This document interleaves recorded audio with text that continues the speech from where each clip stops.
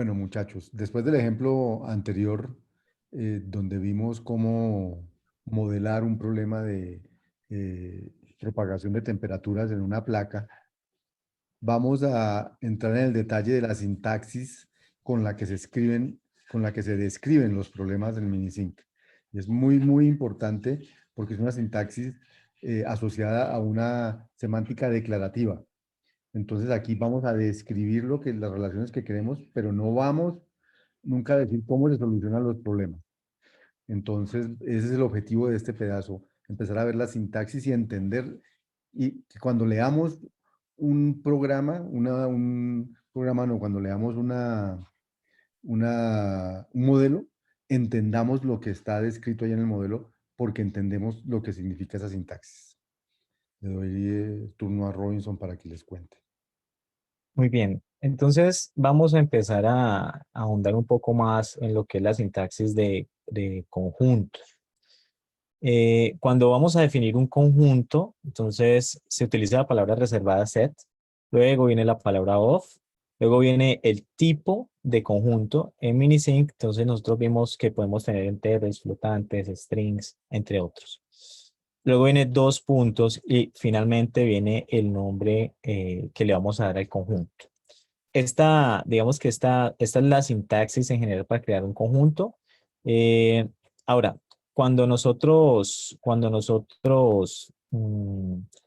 definimos el valor que toma un conjunto, entonces lo podemos hacer, digamos, de dos formas.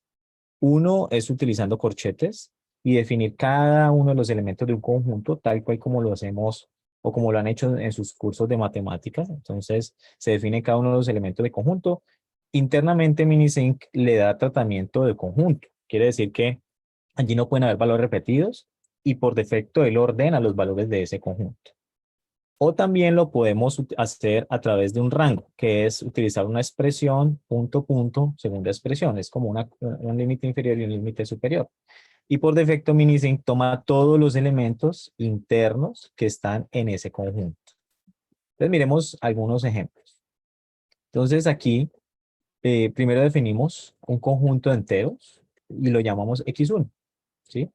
Y ponemos igual y de una vez le asignamos entre corchetes los elementos que están en ese conjunto. Entonces le asignamos 5, 6, 7, pueden ser los que nosotros queramos, 9, 20, cada uno de los elementos que va a estar en ese conjunto.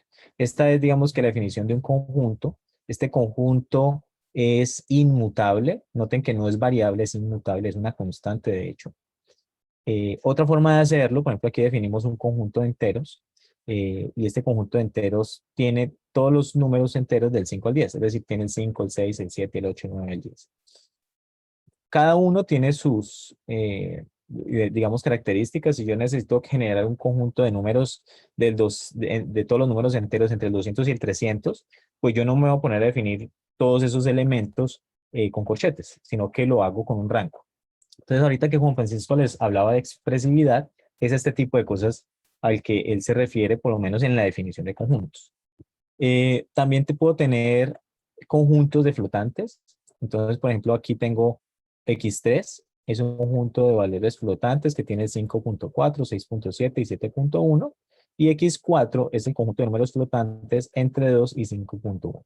Ahora, aquí eh, digamos que estos valores flotantes hay que ser cuidadosos, digamos que al momento de tratar de modelar algo. Entonces, por ejemplo, con los flotantes pueden haber inconvenientes porque ¿cuántos valores pueden haber en este conjunto? Pues allí hay infinitos valores, ¿cierto? Entonces, de cierta manera, Minisync pone digamos que una restricción, no sobre las constantes, pero sí sobre las variables. Entonces, Minisync nos dice que las variables que nosotros creamos o utilicemos sobre los conjuntos tienen que ser solamente de tipo entero. Entonces, por ejemplo, aquí estamos definiendo una variable, ¿cierto? Esta variable se llama y1 y contiene todos los números enteros entre el 1 y el 20. Si yo aquí pusiera 1.0 y 20.0, eso inmediatamente arrojaría un error.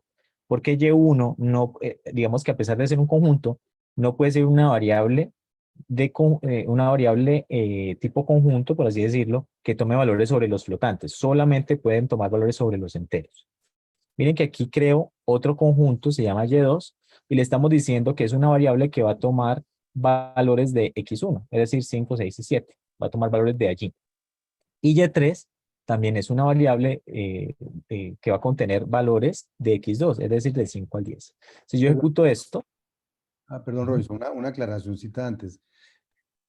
La diferencia entre una constante y una variable es bien importante. Arriba X1, X2, X3, X4 son conjuntos que ya que ya están definidos y que no van a cambiar.